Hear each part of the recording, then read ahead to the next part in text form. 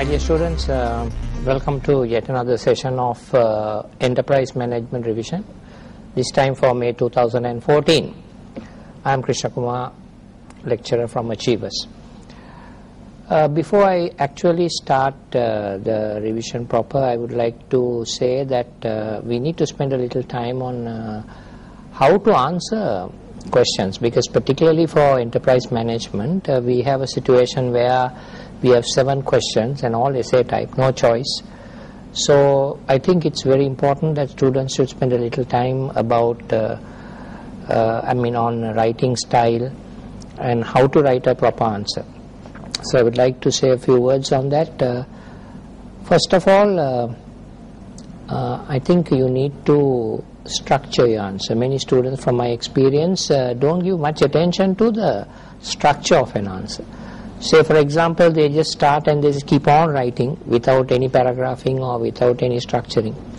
So my advice would be, you need to write your answer in paragraphs, and each paragraph should deal with a specific point or issue relating to the question. So once you complete that, you can go to the next paragraph.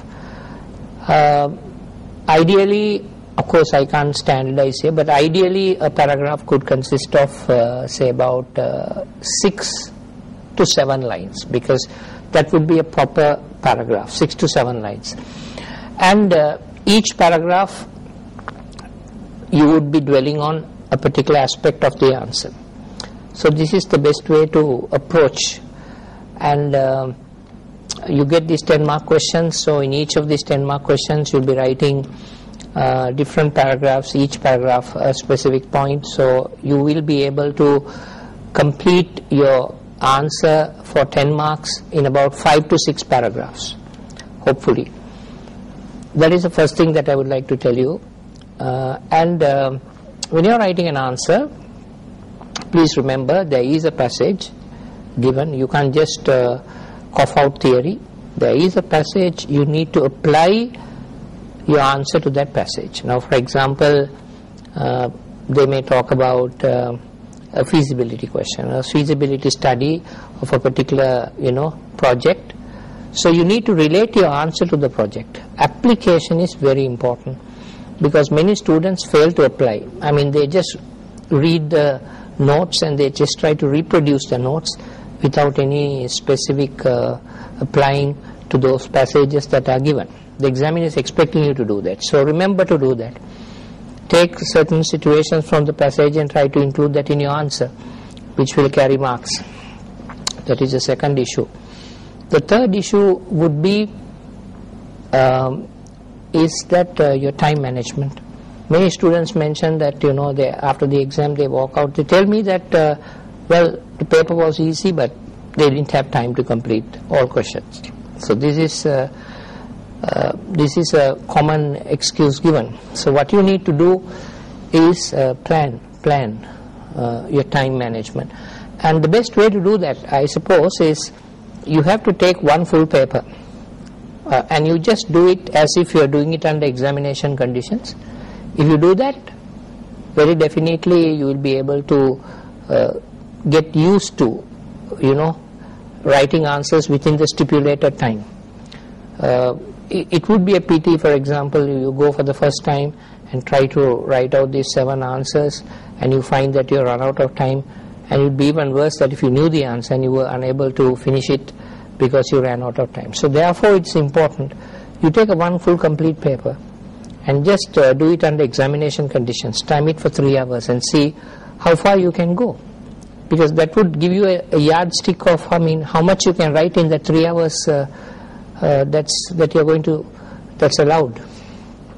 So so it's better if you can do 2-3 papers of that nature. Try to time it within 3 hours. So this is another thing, time management.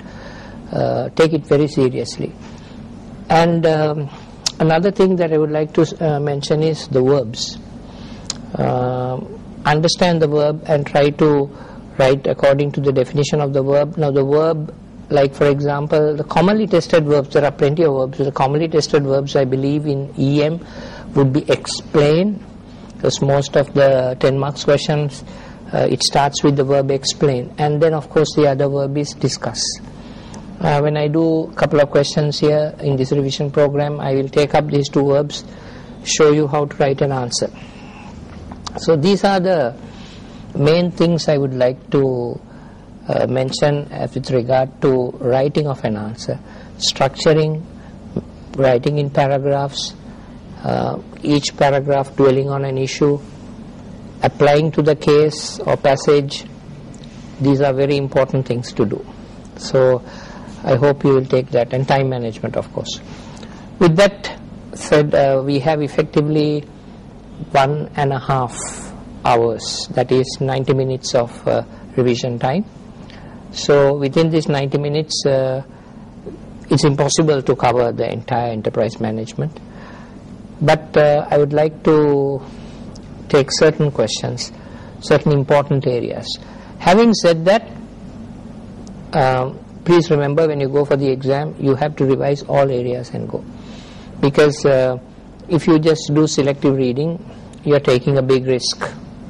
So you will find that you may have thought this particular section was tested last time, so it won't come.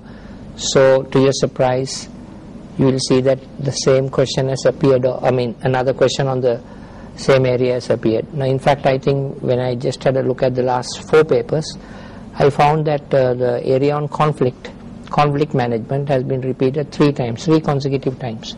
So just because the examiner tested it in the previous exam does not mean that he wouldn't test it again. So there is always a possibility it can be tested. So don't leave out any areas. You have to be very thorough when it comes to the syllabus coverage. Every single section has to be covered. But then today in our revision program, because since we have only 1.5 hours, I will give weightage to certain areas. Okay, let me start with an area, project completion review. You know that projects go through 5 stages. When you look at the project management process, we see that there are 5 stages in it, starting with a project initiation stage, then the planning stage, the execution, the controlling, and the completion. So this completion is the area that we are looking at. If you see, I have given you a sample question here. Just the main, I have an extract of a question actually. Discuss the importance of undertaking a project completion review. That's the question, discuss. And provide examples of what would be involved in such a review for a robotic painting system project. Now this is a particular project, a painting system project. And they are asking what would be involved in such a review and the importance of conducting a post-completion review. So the question starts with the word discuss. Now the definition of discuss is to examine in detail. You see, to examine an issue in detail by argument. And when you say argument, it should never be a one-sided argument, because if it's a one-sided argument, it's really not a discussion. A discussion would entail different points of view, so positive, negative. So you have to critically examine the issue and put forward various arguments, and you will have to see, you have to weigh the arguments at the end and see which one is more important. So that's a discussion. So this question deals with that. So let's look at how we would approach this particular question. For a start, what we need to do is, when we talk about review, we need to look at the components of the review. What are the basic components of the review and why each component is important for this particular project. More of it later.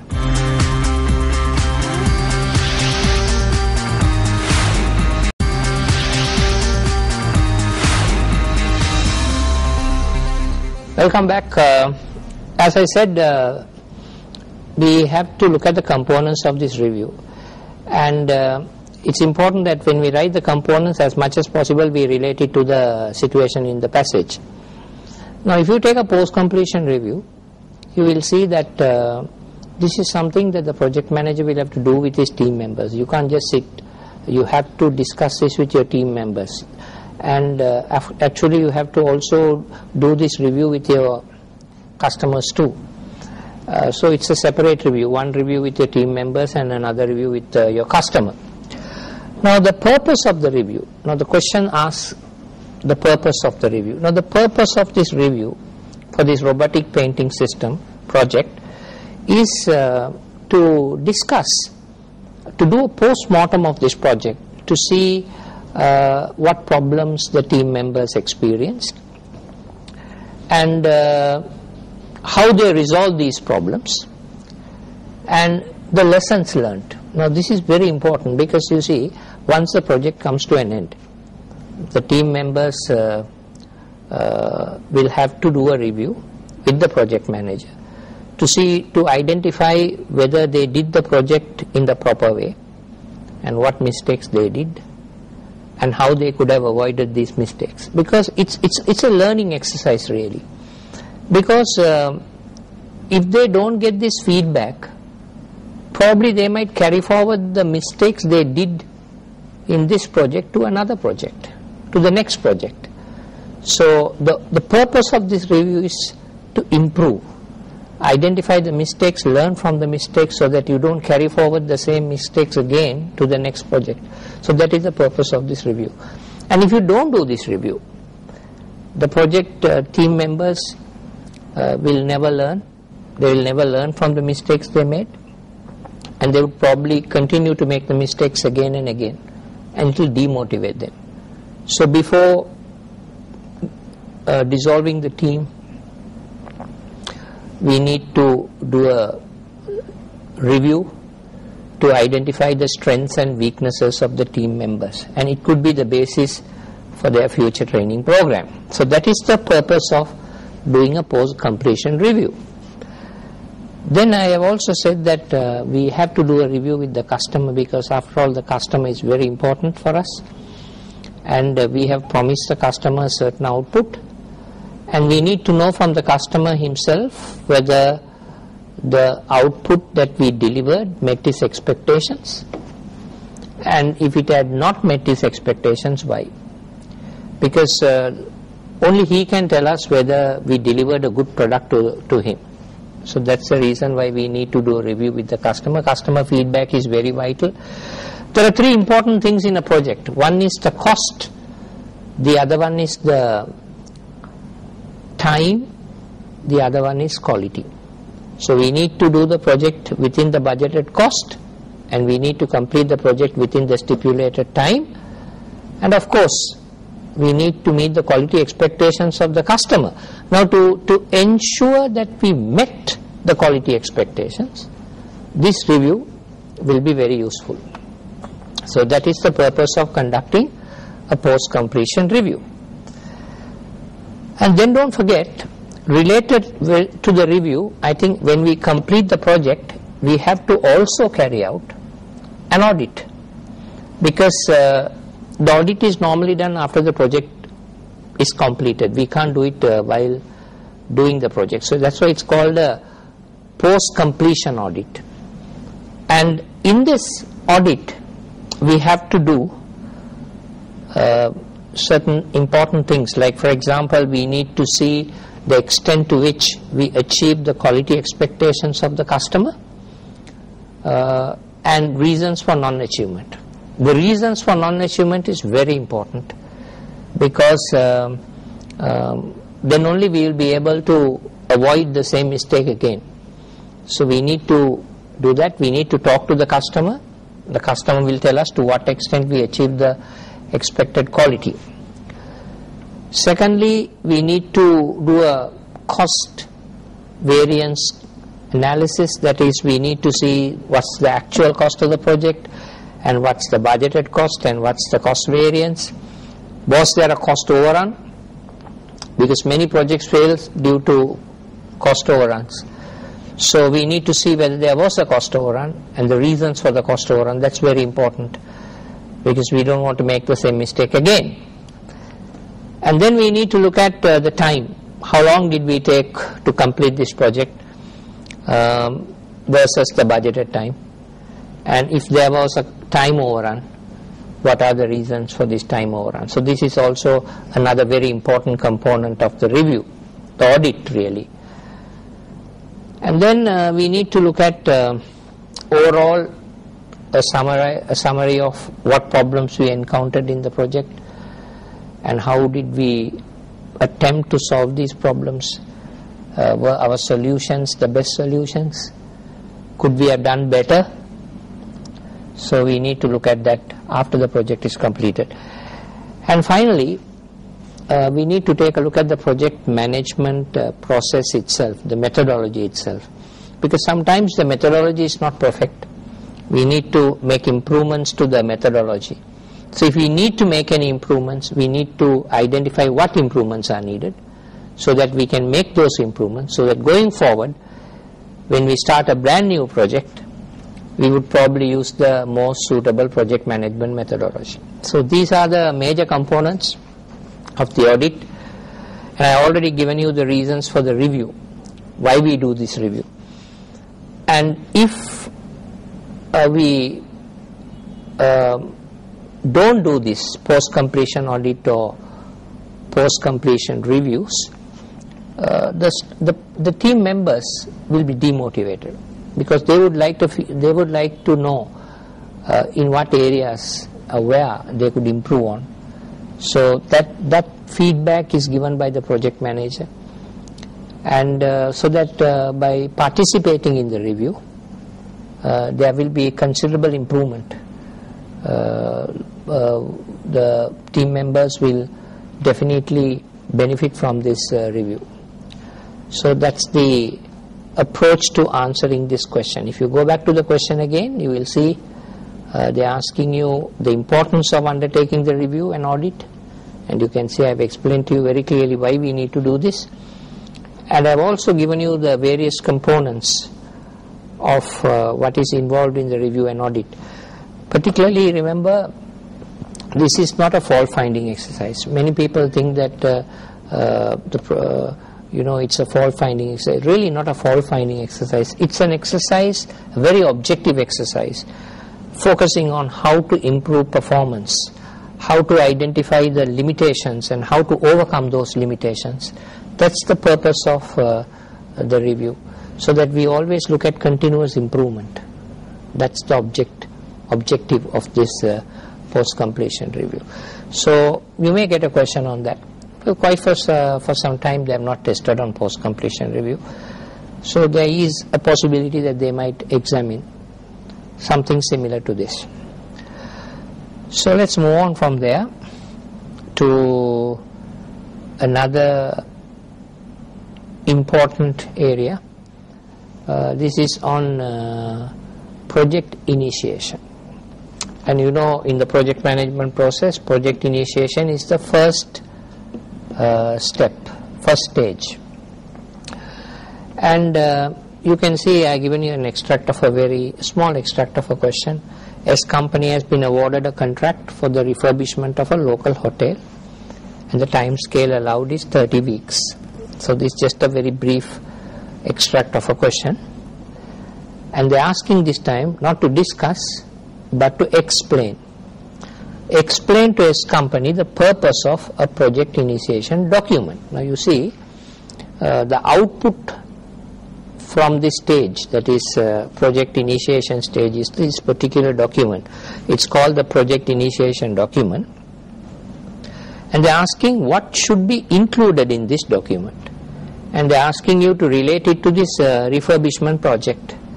So now we need to see, in answering this question, we need to explain the purpose of producing this document, and then we need to go on to explain what are the contents, each individual item that appears in this document, and the purpose of this each individual item. So that would be the way of answering this question, and I'm going to tell you what this the purpose of this initiation document after a small break.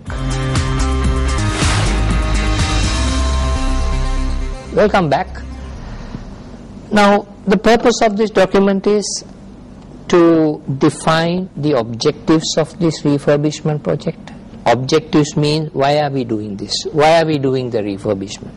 There must be a reason for spending a certain amount of money on refurbishment. Why? What's the main purpose? The main reason, the objective. So that should be stipulated in the document. And the scope of this project. It's very important to identify the scope, because a project where the scope is not well defined, sometimes the team members may not be aware of the activities that this project, the activities included in this project. So which means that they might do unwanted activities. As a result, the project time taken will be much longer, the cost will be much higher. So it's very important for the team members to know exactly where is the boundaries of this refurbishment project. Where do we start, where do we end, and what are the activities that are included within these boundaries, so that the team members don't end up doing unwanted things. So that's why the scope should be very clearly defined. And then, of course, very importantly, the deliverables. The deliverables meaning the final output that this refurbishment project will have to deliver. Obviously, we need to refurbish the hotel and make it look more attractive and better. So the deliverables have to be clearly defined. And of course, the roles and responsibilities of the team members. So this project initiation document is the base document against which the actual progress of the project can be assessed or measured. So that's the objective of this project initiation. And the question is asking, what are the contents? So you need to talk about the main contents. The main contents are, first of all, the first one is the purpose statement. The purpose statement meaning, what is the purpose of this project? Because the board of directors would like to know. Why are we doing this project? What is the importance of this refurbishment?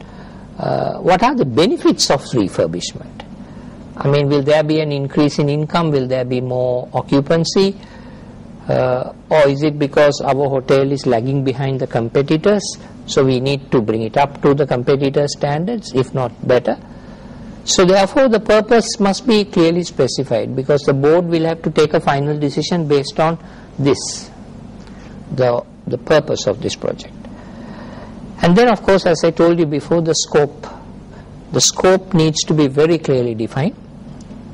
And if they ask you why, obviously because we don't want to end up with the team members doing unnecessary things, unnecessary activities or tasks, because it would just prolong the project and the cost incurred will increase.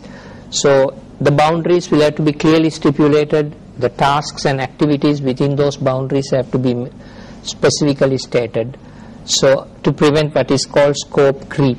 Scope creep means, the project, more and more activities get added and the project keeps on becoming, the project activities keep on getting more and more, meaning that there is no specific end.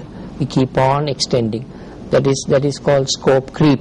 So we don't want that to happen. So we need to be more specific as to where we start and where do we start, where do we end. So the scope has to be clearly defined, which is another item in the project initiation document. Deliverables have to be specifically mentioned, what the deliverables are, what the final output that we need to deliver to the customer. That needs to be clearly specified. And then the cost and time estimates. These are the initial cost and time estimates. These can be subject to some change, but broadly the cost estimate and the time estimate have to be given. But if you relate it to this particular question, if you go back to the previous slide, you can see the time scale has already been agreed, 30 weeks. So I don't think there's any flexibility there, because we need to complete this in 30 weeks, otherwise we will not be able to have the hotel ready for the say for the tourist season. So the tourist season would be starting in about 30 weeks. So we need to have the hotel ready for that. So 30 weeks is the absolute deadline. So we need to complete this. So the initial estimates will be given there, the cost estimates and the time estimate. Cost estimate is important because we need to complete this project within the resources that are available to the company. So we need to complete it within the that stipulated cost. So that will be another area. Project constraints, very important, because these constraints can be a big barrier to the project. Sometimes because of these constraints the project gets, the time taken is much more and the cost is increased because of these constraints. So there can be many constraints. Financial constraint, for example, short of cash, so we can't complete the project on time. Or it may be that there's a legal constraint, maybe planning permission can get delayed. But of course in this particular instance there is no issue of planning permission because this is a refurbishment project, so there is no planning permission. Sometimes there can be a protest by environment groups, which can cause delays. But here again I don't think such an issue arises because it's just merely a refurbishment, so I don't think there is any issue relating to pressure groups. So if there are any constraints that could hinder the project, these constraints have to be indicated because the board of directors want to know what the limitations are. So in your project initiation document you have to stipulate what the constraints are. And then of course the stakeholders. Who are the key stakeholders in this? Of course the hotel's management, the board of directors, the shareholders, the customers. They're all key stakeholders here. The suppliers who will supply materials for this refurbishment project, they are the key stakeholders. So we need a statement on stakeholders and also a communication plan. Communication is very critical to any project, particularly if you want to complete the project on time. We need to definitely do progress reviews. We have project milestones. Now for example, this is a refurbishment project. There will be definite milestones. For example, the completion of let's say this refurbishment includes repairs to the roofing of the hotel or putting the tiles, complete installation of new tiles. So when we complete a major component of the project, that means we have reached a milestone. Now say for example, once we complete the entire roofing of the hotel, do all the renovations to the roofing, when we complete that, that's one entire major portion of the project completed. That means we have reached a milestone. Then we work towards the next milestone. So we need to see how we are progressing towards these milestones. For that we need to have good communication, because only by doing progress review, by talking to the team members and measuring the progress, then we will be able to see whether we can achieve or complete the project within the stipulated time. For that, communication is absolutely important. So we need to know what to communicate, when to communicate, how to communicate, how frequently we should communicate. All this must be properly planned. Otherwise, if communication is not looked at properly, it will be a disaster. The project will be a disaster if we don't communicate on time. For example, if we notice something wrong, if we don't communicate on time, it may be too late, because the problem would have become worse and it will be difficult to find a solution. So communication plan is very important. And finally, we need to have a proper structure, because if we don't have a proper structure, we can't, the organizing of the activities could get affected. Ideally, for a project we need to have a matrix structure. Matrix structure would be the ideal one, which would in fact strengthen communication. Matrix structure strengthens communication. So we need to have a proper structure. With the nucleus of the structure would be obviously the project manager. He will be heading the project and he will be giving instructions to the team members. He will be taking the full responsibility. So the nucleus of the structure will be the project manager. So these are the key components of a project initiation document. We'll take a break.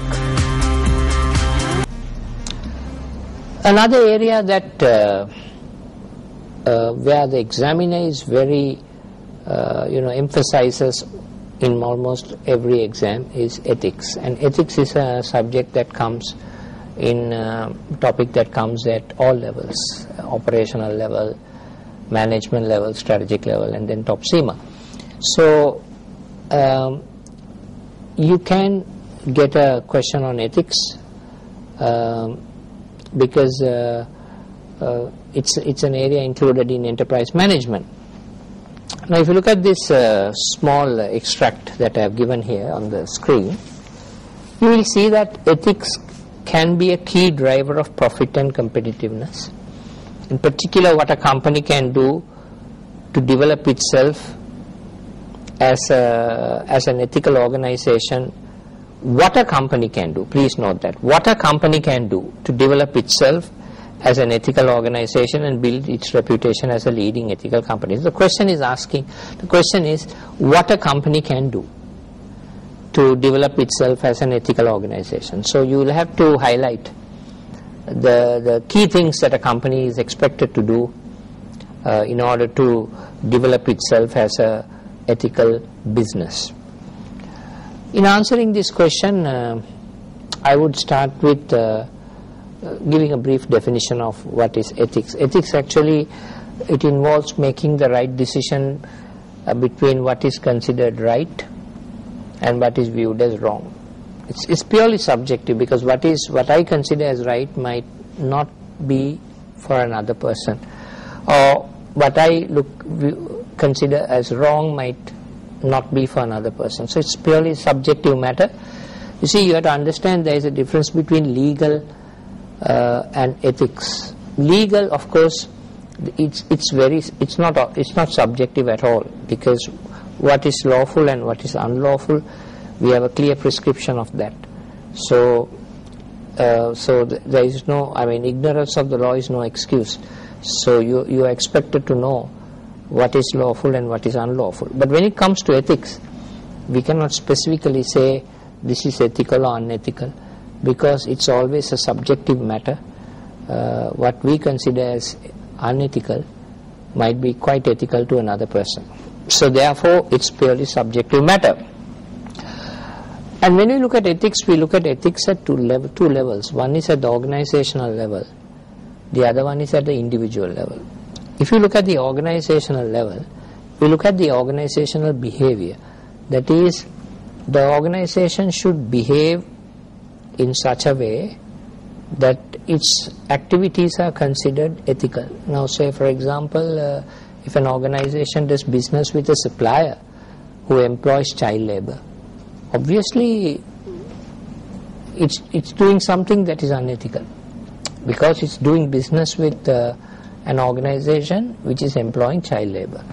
Or if an organization is involved in marketing products that are considered harmful for consumption, for example food items with excess salt and sugar, they are not exactly doing the carrying out an ethical practice. So at a corporate level, we look at the organizational behavior and we interpret it whether they are doing it, whether they are conducting their affairs ethically or not ethically. At an individual level, we examine the code of conduct of every individual. Each individual must conform to ethical norms. So if an individual deviates from the ethical norm, obviously that individual is acting unethically. So we look at it from an individual angle, from an organizational angle or corporate level. Of course, you have to understand that social pressures makes an organization comply with ethical principles, because now today, especially in the Western world, a lot of people are aware of ethics and a lot of awareness about ethics, and people expect companies to behave ethically, and people respond by not purchasing the products of organizations that do not behave ethically. So therefore There are a lot of social pressures and government regulations, especially when it comes to environment, because some organizations pollute environment, so this leads to government regulations, which means that organizations are then compelled to follow these regulations.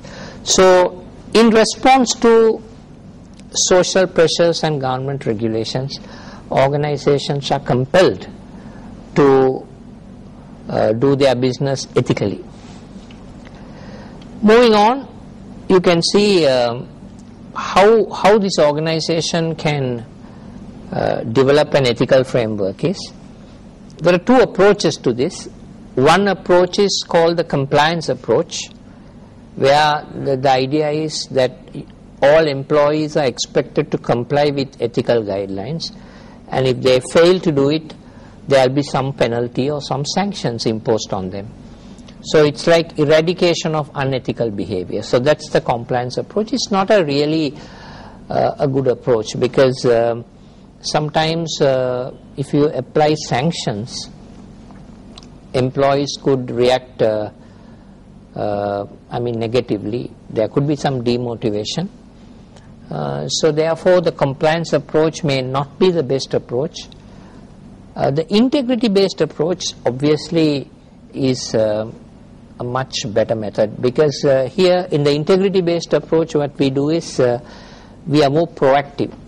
The organization has an ethics committee, and this ethics committee formulates ethical guidelines, and they reward employees for complying with or conforming to ethical principles. They reward employees. So we use the rewards as a catalyst, as an incentive for employees to adhere to ethical principles. And also if employees think of better ways, or employees think of doing things in ethical manner, they are rewarded for that. So that is the integrity based approach, where the organization is very much proactive, and they look towards adopting ethical principles and improving their management process that way. Whereas in the compliance approach, it's more likely that if you don't comply with a set of principles, if you don't comply with a set of principles, you will be punished, or some sanctions will be applied on you. So these are two ways of implementing ethics in a company. As I said to you, that I would always go for the second method, integrity based approach, which is a very proactive way, and where employees are given the incentives to follow ethical principles. Of course, formulating whether it's a compliance method or integrity based approach, regardless which method is used, implementation is very important. Effective implementation means you must have all your communication channels open. Now say for example, if I'm an employee of a company, and if I see that I see a situation where someone is deviating from ethical principles, or something is happening that is not conforming to the ethical guidelines, then I should be able to communicate this to my superiors, and I should be able to seek explanations why this is happening. Why? Because this is something that is going against the company's guidelines, so I need to seek explanation, need to get an explanation from my superiors. So the communication channels must be open, so that if any person, any employee in a company has any issues relating to ethics, he must be able to effectively communicate this to the management and get a proper answer. Whistleblowing is really a very good thing here, because now for example in whistleblowing, if an employee detects something irregular, he should be able to approach the top management and communicate this to the top management. That is the idea of whistleblowing, and this is one way of ensuring that no irregularities take place within the organization, because if there is an irregularity, it will be reported by someone. So that's a very effective technique, whistleblowing, to detect unethical behavior in companies. And of course, another important thing that the organization needs to do is to develop a code of conduct. A code of conduct which all employees have to follow, and this code of conduct will have to be reasonably specific, because we can't have a vague code of conduct. So it has to be reasonably specific, and it should be measurable, because we need to know whether employees are conforming to this ethical guidelines that are stipulated in the code of conduct.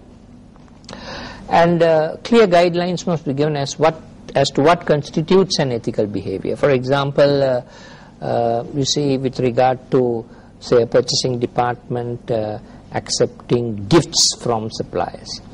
Sometimes minor gifts, it's all right to accept, but if it's something ostentatious, something expensive, then purchasing department should not accept such gifts, because objectivity would be lost thereafter, because after that they'll be under obligation to these suppliers, and then it would not be possible for them, for the purchasing department to act in an unbiased manner.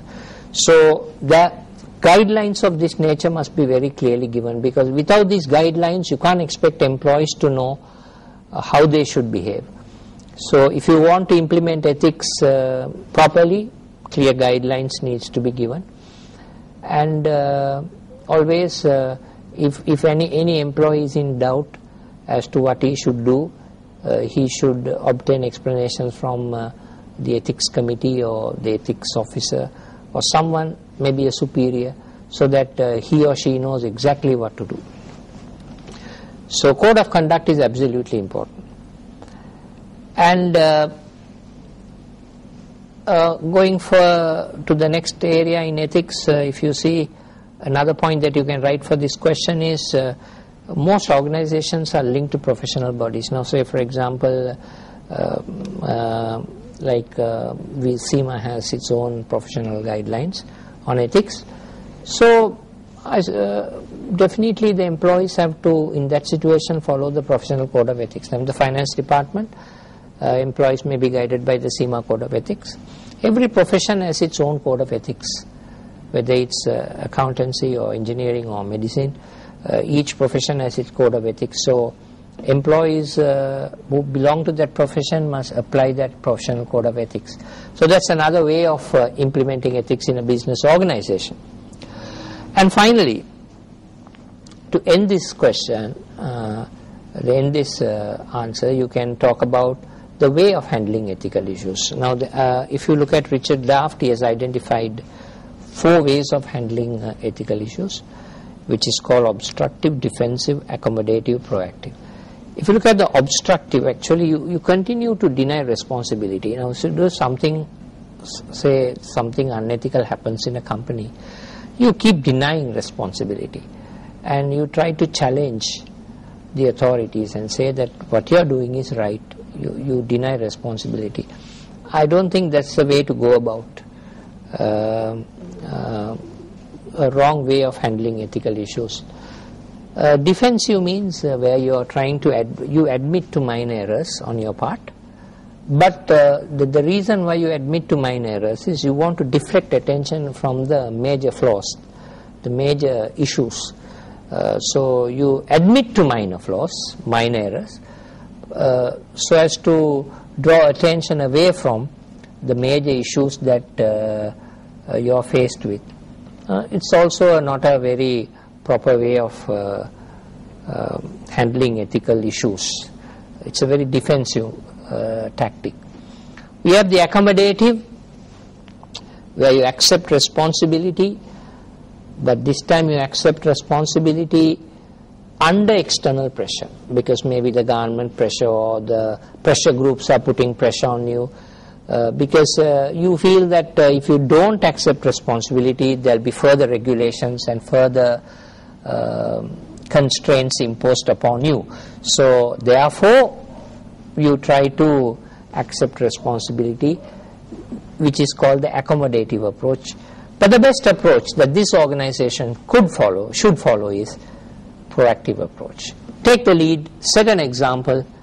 You see, if you adopt ethical principles, you will find the benefits come in the long run. So you have to be proactive, and you need to take a proactive stance when it comes to ethical principles. So if you take a lead from the front, the consumers and other stakeholders would definitely respond positively. So we have come to the end of this first session of 45 minutes with this question on ethics. So we will be meeting again with our second half very soon.